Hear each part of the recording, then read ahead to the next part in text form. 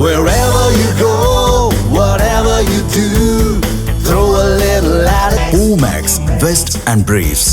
அதிமுகவிலிருந்து நீக்கப்பட்ட செங்கோட்டையன் அடுத்து என்ன செய்வது என்றே புரியாத நிலையில் தூக்கமின்றி தவிக்கிறார்.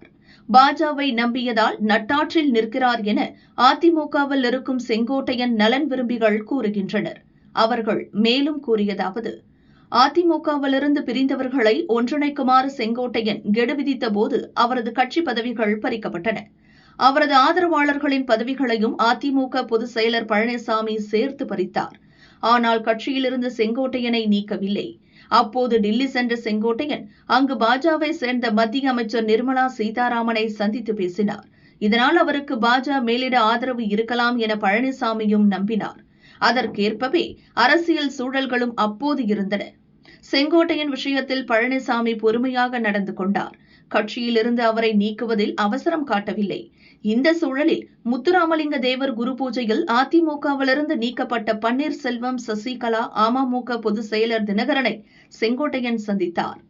தனக்கு எதிராக செயல்படும் அவர்களுடன் செங்கோட்டையன் கைகோர்த்ததை பழனிசாமி ரசிக்கவில்லை. கடும் ஆத்திரமடைந்தார்.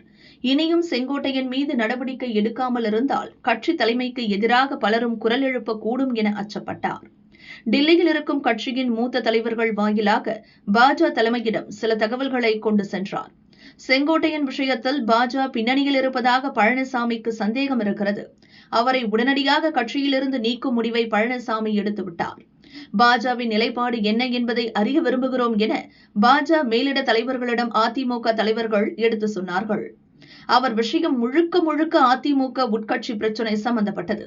மூத்த அரசியல் தலைவர் மற்றும் அதிமுக முன்னாள் அமைச்சர் என்ற முறையில்தான் செங்கோட்டையனை பாஜ டில்லி தலைவர்கள் சிலர் சந்தித்தனர்.